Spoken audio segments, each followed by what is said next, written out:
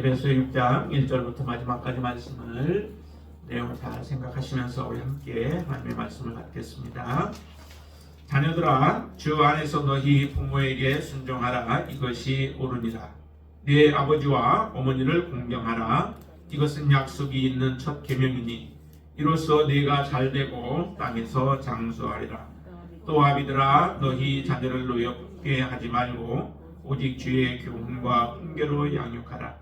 종들아, 두려워하고 떨며 성실한 마음으로 육체의 상전에게 순종하기를 그리스도께 하듯 하라. 눈가림만 하여 사람을 기쁘게 하는 자처럼 하지 말고 그리스도의 종들처럼 마음으로 하나님의 뜻을 행하고 기쁜 마음으로 섬기기를 주께 하듯 하고 사람들에게 하듯 하지 말라. 이는 각 사람이 무슨 선을 행하든지 종이나 자유인이나 주께로부터 그대로 받을 줄을 알미라. 상전들아, 너희도 그들에게 이와 같이 하고 위협을 그치라. 이는 그들과 너희의 상전이 하늘에 계시고 그에게는 사람을 뱀으로 취하는 일이 없는 줄 너희가 알미라. 끝으로 너희가 주 안에서와 그 힘의 능력으로 강건하여지고 마귀의 관계를 능히 대적하기 위하여 하나님의 전신갑주를 입으라. 우리의 씨름은 혈과 육을 상대하는 것이 아니요 통치자들과 권세들과 이 어둠의 세상 주관자들과 하늘에 있는 악의 영들을 상대함이라. 그러므로 하나님의 전신갑주를 취하라. 이는 악한 날에 너희가 능히 대적하고 모든 일을 한 위에 서기 위함이라. 그런즉 서서 진리로 너희 허리띠를 띠고 의의 호신경을 붙이고 평안의 복음이 준비한 것으로 신을 신고 모든 것 위에 믿음의 방패를 가지고 이로써 능히 악한 자의 모든 불화살을 소멸하고 구원의 투구와 성령의 검고 하나님의 말씀을 가지라.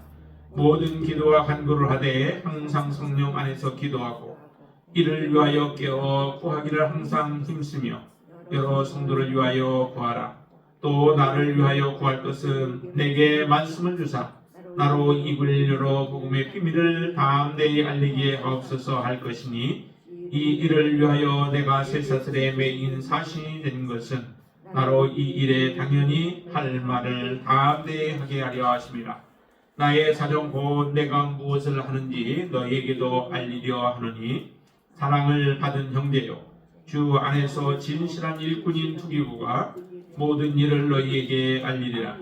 우리 사정을 알리고 또 너희 마음을 위로하기 위하여 내가 특별히 그를 너희에게 보내었노라.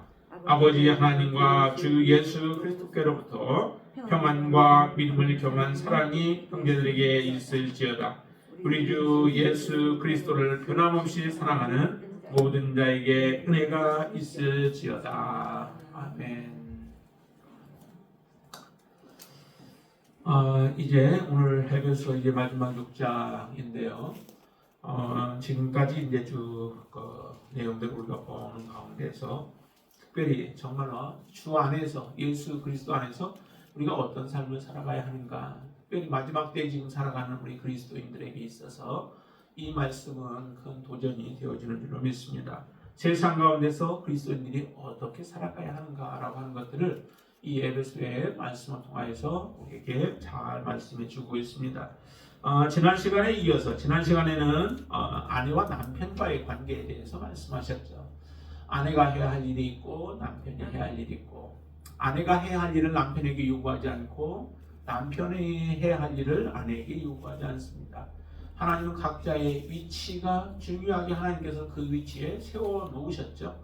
아내의 자리로 세워놓으셨고 남편의 자리로 세워놓으셔서 아내는 아내로서 해야 할 일, 남편에게 복종하는 일들을 하게 하시고 남편은 아내를 사랑하게 하셨죠. 그것을 자기가 있는 처한 그 자리에서 내가 해야 할 일을 하는 게 그게 바로 하나님이 요구하시는 각자에게 주어진 사명인 것입니다. 그렇기 때문에 아내는 남편을 어떤 조건 따지지 아니하고 일단은 남편에게 복종하고, 또 남편은 어떠한 아내가 어떻게 했든 그것과 관계없이 아내를 사랑하는 그러한 관계가 되어져서 주님과 교회와의 그 관계처럼 우리가 온전한 모습으로 하나님 앞에 서게 되어지는 것을 말씀하셨습니다.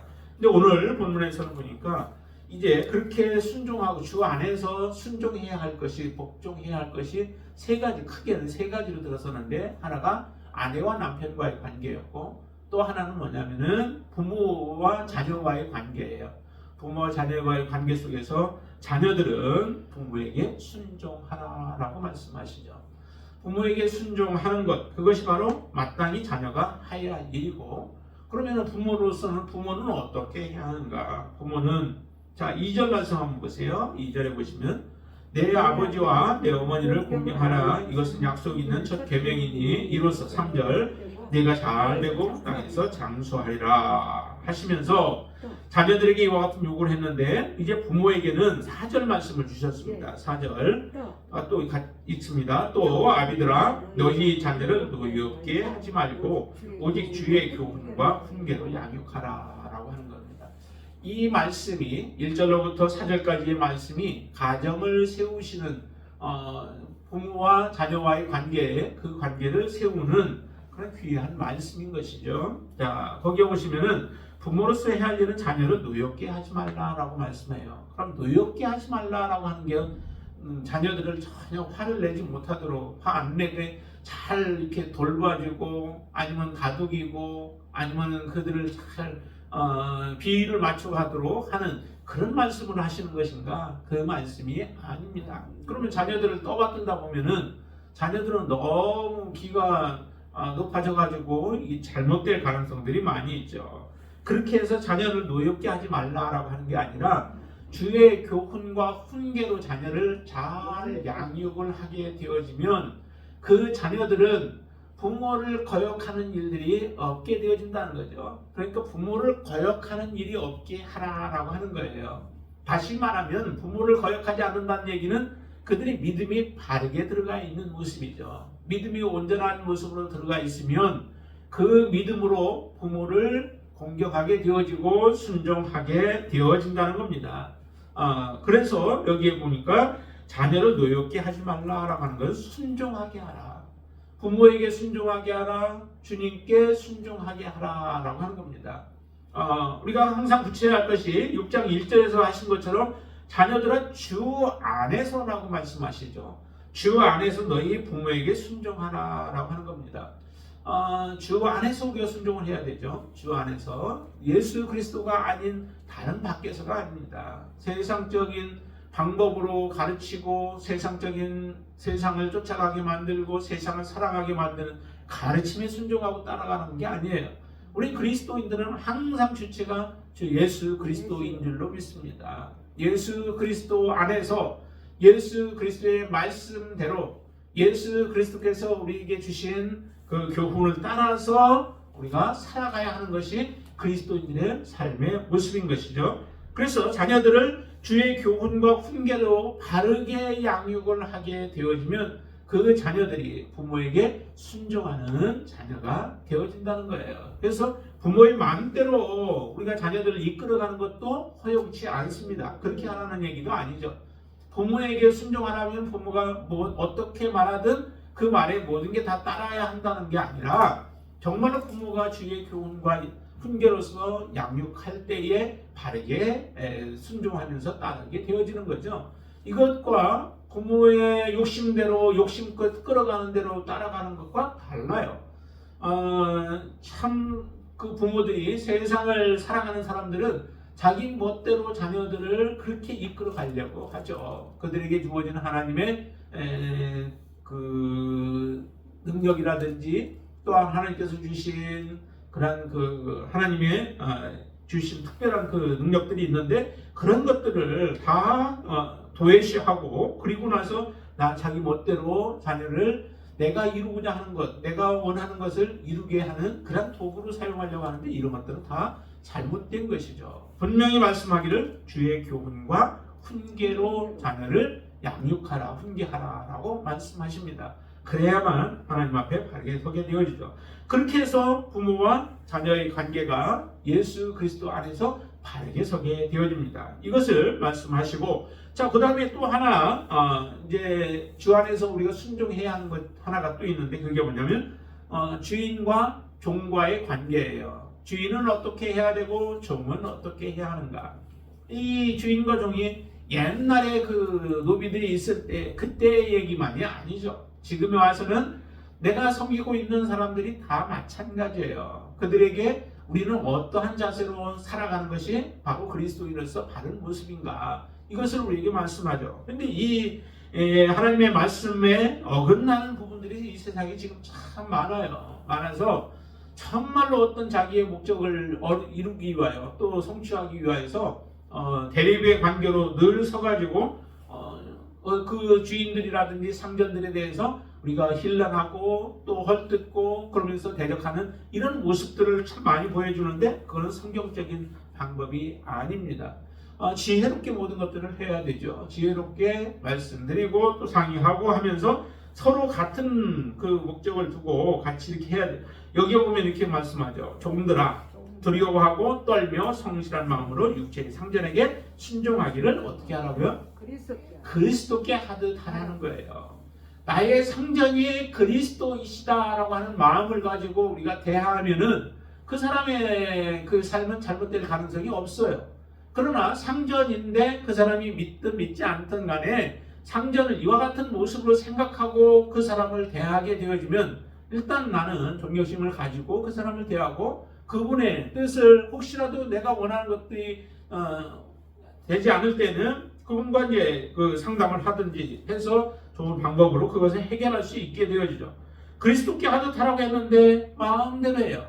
특별히 그 믿음의 상전들을 대할 때에 사람들이 조금 해이해지는 마음들이 참 많습니다. 그러니까 그분도 하나님을 믿고 나도 믿으니까 더 잘 봐주겠지라고 하는 그런 착각 속에서 우리가 살아가는 경우가 참 많아요. 그거는 조심해야 할 부분들입니다. 비록 상전이 믿는 사람이라 할지라도 우리는 더더욱 이 말씀에 입각하여서 우리는 살아가게 돼야 되죠. 그래서 그리스도께 하듯 하는 마음으로 상전을 섬기게 되어질 때에 그 모든 관계들은 해소가 되어질 줄로 믿습니다. 특별히 6절에는 이렇게 말씀하시죠. 눈 가림만 하여서, 이게 상전을 정말로 죽게 하듯 하는 마음으로 하지 않는 것이죠. 모든 것이 그래요. 눈에 보일 때는 열심히 하는데 눈에 보이지 아니할 때는 그냥 대충대충 설렁설렁하는 이런 경우들, 이 모든 것이 다 지금 하나님의 뜻대로 우리가 살아가지 않는 모습이에요. 그리스도인들이라면은 그 사람이 있던 없던 어느 상태에서든 간에 내가 최선을 다하고 성실한 모습으로 섬기는 삶을 살아가야만 하죠. 그래서 눈가림만 하지 말라는 거예요.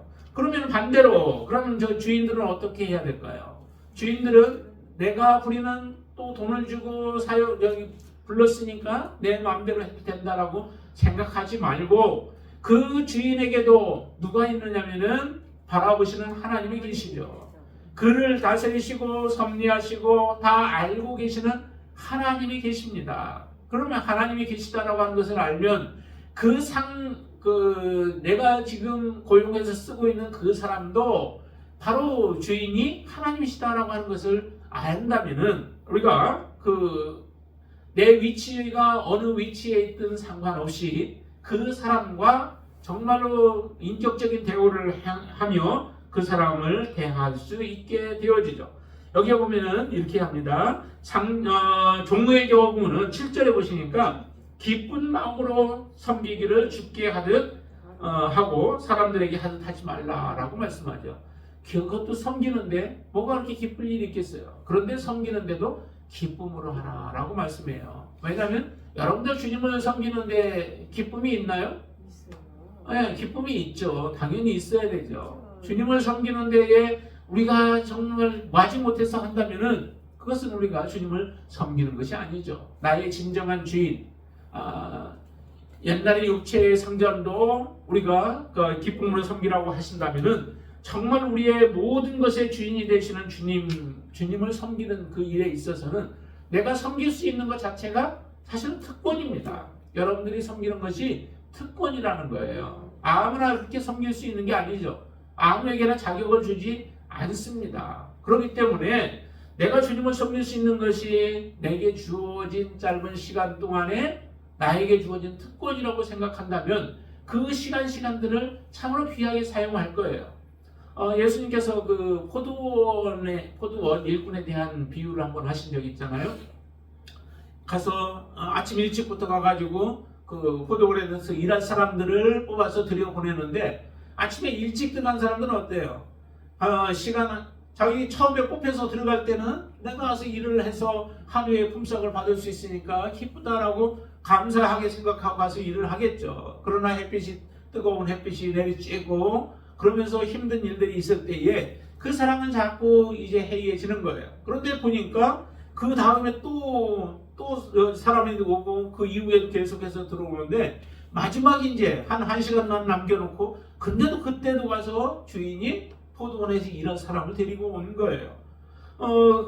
늦게 온 사람과 처음에 온 사람의 시간 차이를 보면은 굉장히 시간 차이 갭이 생겨지게 되어지죠. 그러면 일찍 온 사람은 조금만 일을 해도 늦게 온 사람만큼 그 사람보다 더 많은 일들을 했기 때문에 마음이 해이해질 수 있게 되어지죠. 그로 인하여 자기가 이제 처음에 들어왔을 때 그 마음은 다 사라져 버리고 나중에는 게으름을 피우게 되어지는 겁니다. 이제 들어온 사람도 있는데 라고 생각하면, 그래서 마지막 이제 계산할 때 보니까 맨 늦게 들어온 사람에게 여기 하루에 품삯을 그에게 주잖아요. 그 모습을 보면서 이 일찍 들어온 사람들은 잘못된 생각을 하게 되어지죠. 반면에 늦게 들어온 사람은 자기가 이제 일할 수 있는 시간이 얼마밖에 없어요. 1시간밖에 없잖아요. 그러니까 자기가 최선을 다해서 열심히, 정말 깨어버리지 않고 열심히 일을 해도 1시간만 일하면 이제 더 이상 일을 못하는 거예요. 그렇지만은 얼마나 받을지도 사실은 모르는 상태이지만, 자기가 그래도 오늘 1시간이라도 일을 할 수 있는 것이 얼마나 감사한가라고 생각하면서 그 1시간을 정성을 다해서 섬기는 그 모습이 결과적으로 마지막에는 하루의 품삯을 받아갈 수 있는 이런 특권을 받게 되어지잖아요.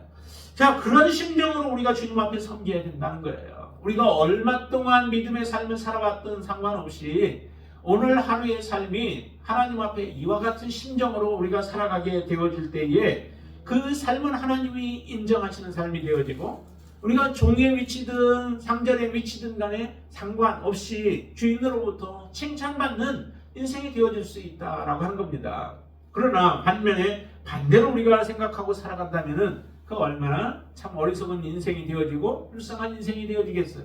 마지막 우리를 평가하실 분은 하나님이신데, 하나님 앞에 우리가 인정받지 못하는 삶으로 마무리를 지을 수 있다라고 하는 것을 생각한다면, 여러분들이 주님 앞에 나올 때마다 정말 그 시간들이 여러분들이 정말 아깝다고 생각하고, 또한 그 시간을 귀하게 생각하고 사모하는 마음으로 여러분들이 오셔서 하나님의 말씀을 받게 되어지고, 또 그것이 부족해서 여러분들이 어디에 있든 간에 그 자리에서 하나님의 말씀과 교제하고 그 말씀으로 충만히 채워가시는 시간들이 되시기를 바랍니다. 그렇게 살아가는 사람이 바로 종의 삶을 살아가는 사람이요, 상전으로서 하나님을 생각하며 믿음으로 살아가는 삶인 줄로 믿습니다. 여러분들의 인생이 그렇게 되어지기를 바랍니다. 왜 우리가 이렇게 우리 각자에게 주어진 그 일을 해야 될까요? 아내로서는 아내의 사명을 다해야 되고, 남편으로서는 남편의 사명을 다해야 되고, 그리고 부모로서는 부모가 해야 할 일들을 자녀에게 행하고, 자녀로서는 부모에게 순종하는 삶을 살아가면서 종과 상전과의 관계 속에서 왜 이렇게 보지도 아니하는데, 사람들이 보지도 않는데 왜 보이지 아니하는 하나님을 생각하면서 우리가 믿음으로 그렇게 살아가야 할까요? 그것은 9절 말씀에서 이렇게 말씀합니다. 8절부터 한번 보실까요? 8절부터 같이 읽습니다. 이는 각 사람이 무슨 선을 행하든지 종이나 자유인이나 주께로부터 그대로 받을 줄을 알미라. 상전들아, 너희도 그들에게 이와 같이 하고 위협을 그치라. 이는 그들과 너희의 상전이 하늘에 계시고 그에게는 사람을 맹으로 취하는 일이 없는 줄 너희가 알미라 라고 말씀하십니다. 이 말씀을 보면은 바로 우리가 행한 대로 하나님께서 우리가 갚아주신다는 거예요. 여러분들이 아내로서의 사명을 충성스럽게 감당하면 하나님은 그 아내로서의 사명을 잘 감당한 것 때문에 하나님은 갚아주신다는 거예요.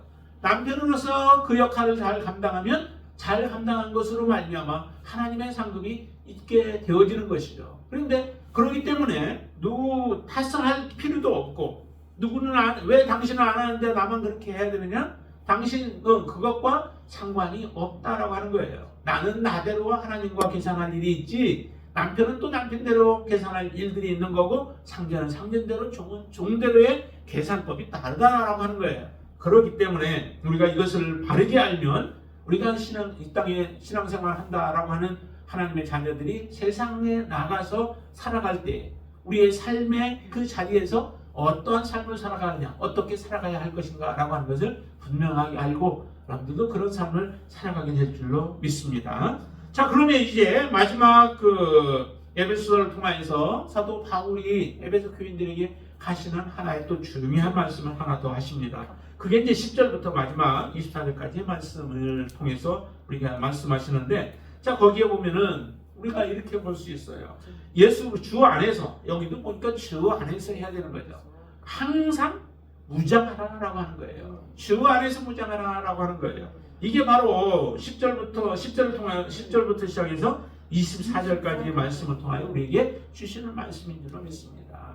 우리는 누구와 싸워야 될까요? 여러분들 싸워야 될 대상을 아시나요? 네. 예, 누구와 싸우시죠? 우리는 악의 세력과 공중 권세 잡은 악한 마귀들과 싸우는. 네, 그래야 되는데 대상을 분명하게 우리가 알아야 되죠. 네. 분명하게 대상을 알면 우리가 싸워야 할 그 대상과 바르게 싸울 수 있어요. 그러나 대상을 알지 못하면 우리는 허공을 치는 것과 같이, 사도 바울이 얘기한 것처럼 싸움을 하는데 허공에다가 치면은 여러분들이 이길 수 있겠어요?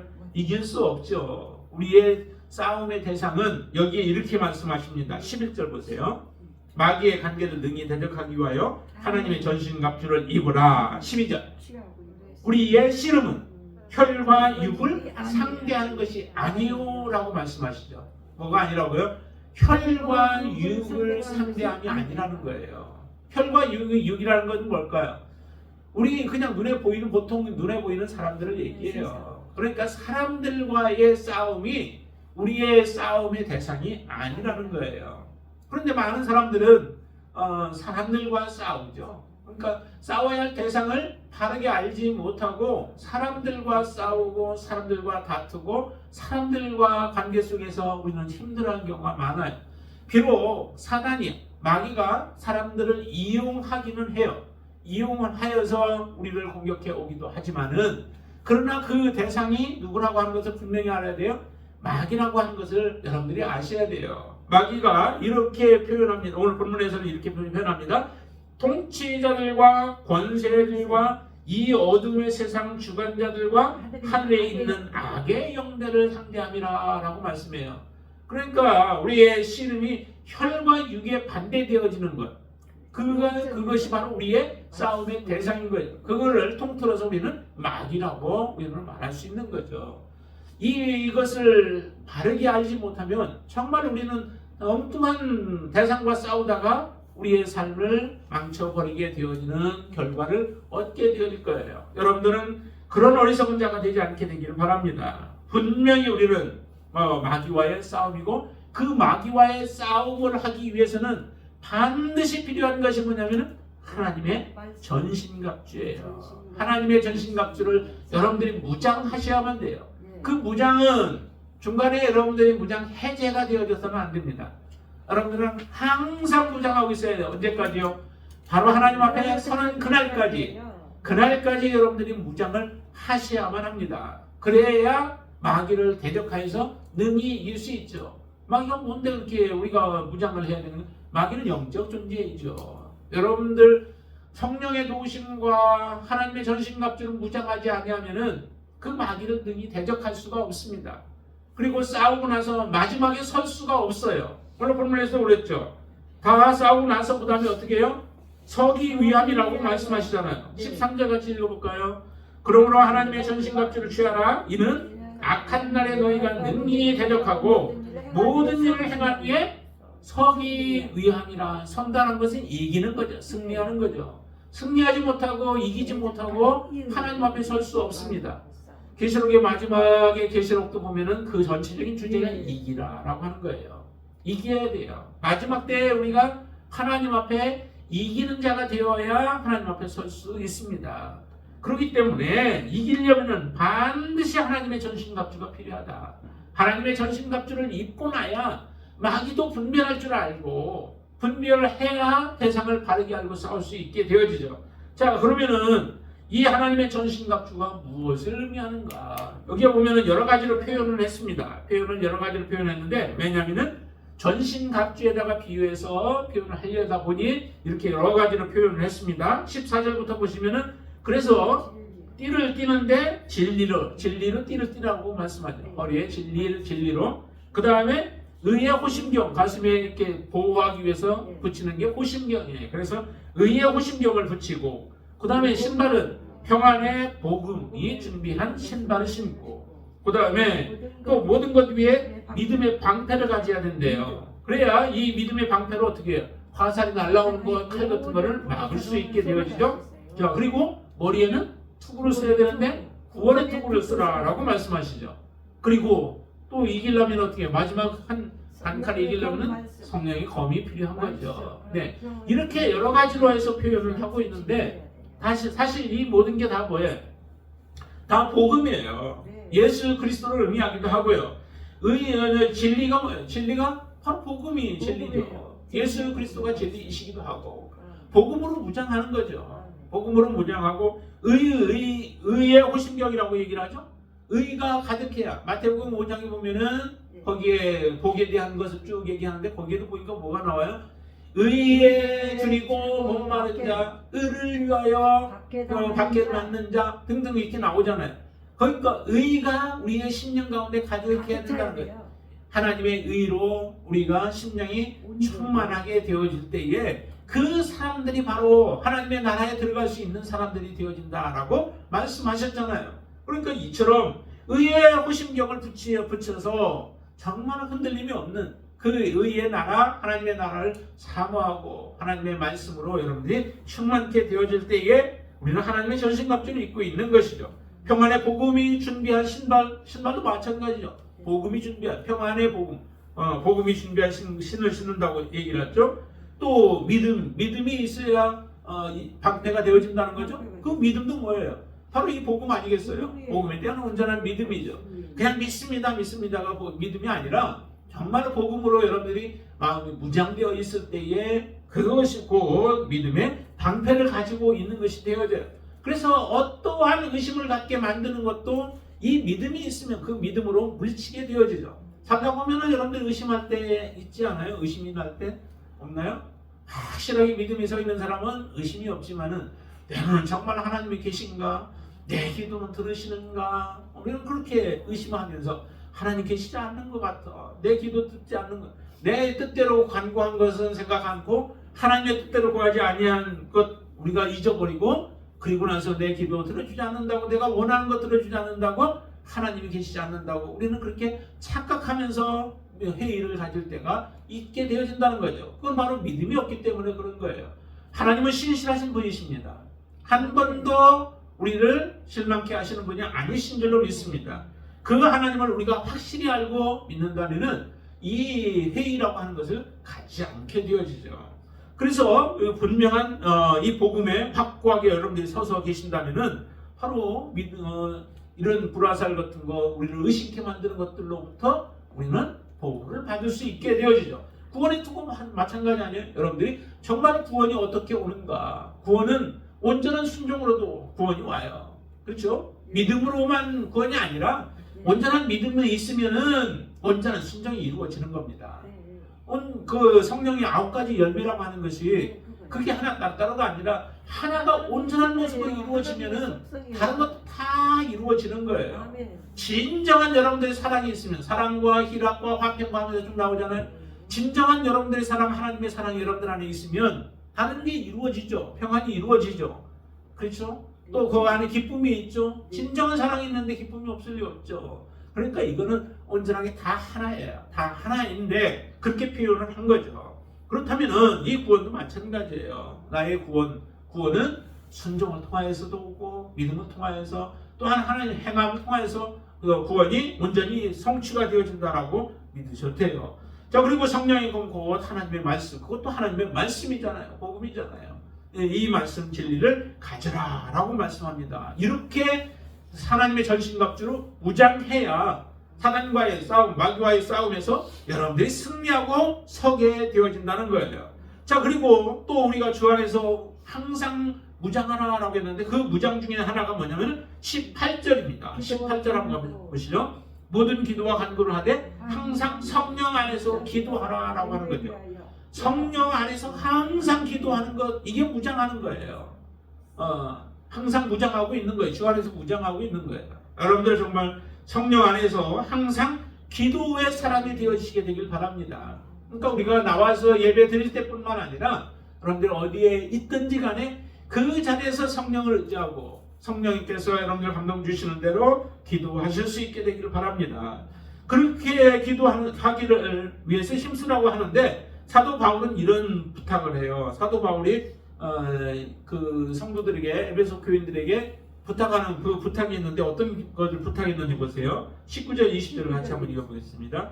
또 나를 위하여 구할 것은 내게 말씀을 주사 나로 입을 열어 복음의 비밀을 담대히 알리게 하옵소서 할 것이니 이 일을 위하여 내가 세사들의 메인 사신이 된 것은 나로 이 일에 당연히 할 말을 담대히 하게 하려 하심이라 라고 얘기해요.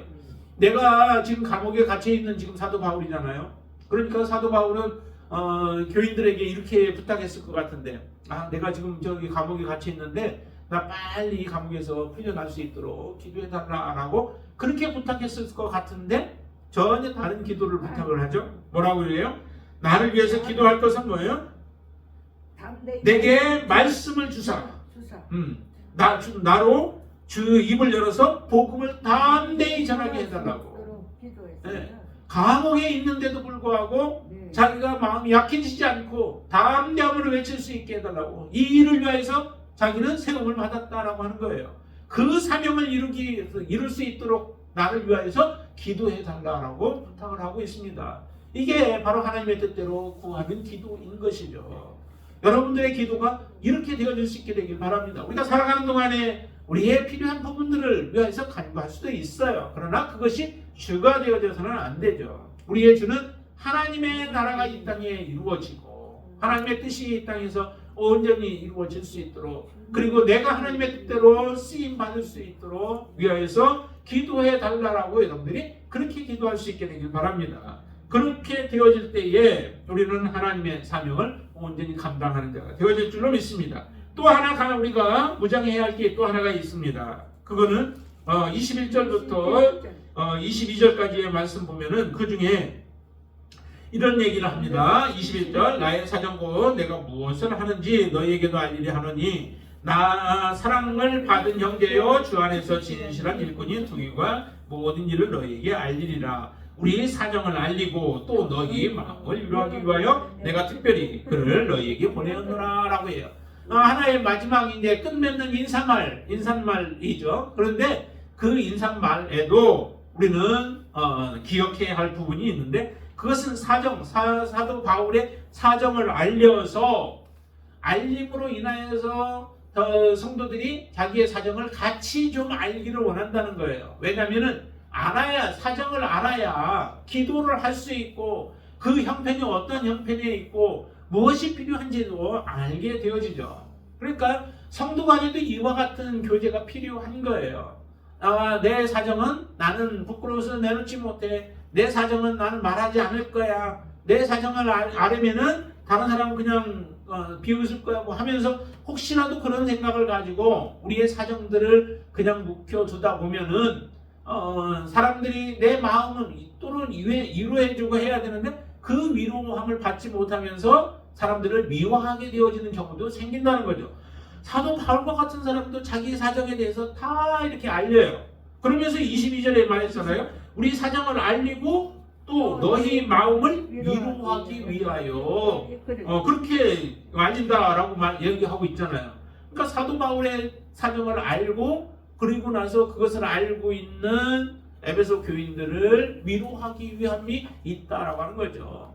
사정을 알게 되면, 바르게 알면, 그리고 그 사람을 정말 사랑하게 되어지면 그것이 우리가 그 사람을 헐뜯는 도구가 아니라 그 사람 뒤에서 자꾸 이렇게 나쁜 것들을 얘기하고 하는 것이 아니라 정말 그 사람을 위해서 기도해주고, 그러면서 우리가 같이 아파할 부분은 같이 아파하고 같이 힘을 얻을 것들은 같이 힘을 얻으면서 시너지의 효과를 높이면서 우리가 생활하는 게, 그게 바로 진정으로 교회가 해야 할 일들인 거예요.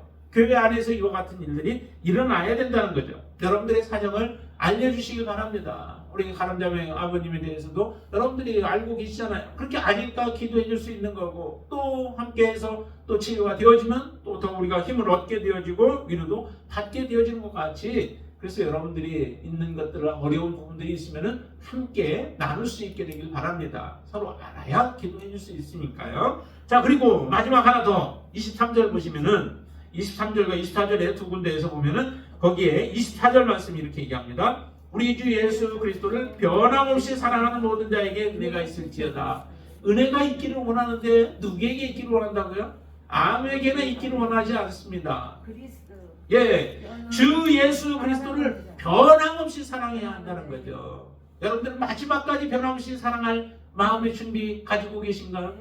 예, 어떠한 일들이 여러분들 앞에 놓인다 해도 주님 사랑한다 고백하시는 마음 가지고 계신가요? 근데 그 마음으로 여러분들이 항상 충만케 되시길 바랍니다. 여기 보니까 뭐라고 그래요? 주 예수 그리스도를 변함없이, 이거는 끝까지예요.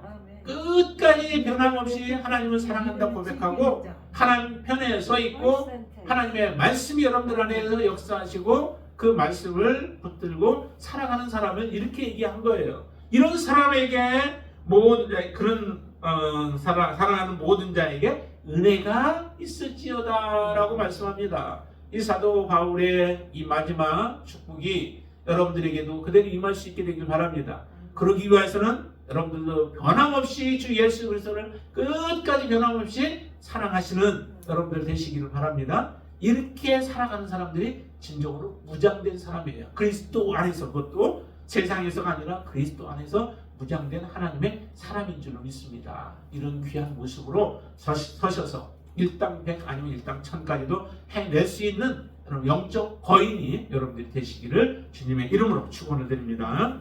우리 함께 우리가 이 시간 기도하기를 원합니다. 기도하기를 원하는데요. 나라를 위해서 10년, 또 여러분들 새로운 10년에 계획하고 결심한 것들 하나님 안에서 언제든 이루어질 수 있도록 또 우리가 수고하고 애쓰고, 그리고 이 나라를 위해서, 우리의 공동체를 위해서, 그리고 연약한 우리 이제 가람자매 아버님과 세성환 집사님 위해서 여러분들 기도해 주시고, 또 여러분들 각자의 기도의 제목들 놓고 하나님 앞에 기도하는 시간 갖겠습니다.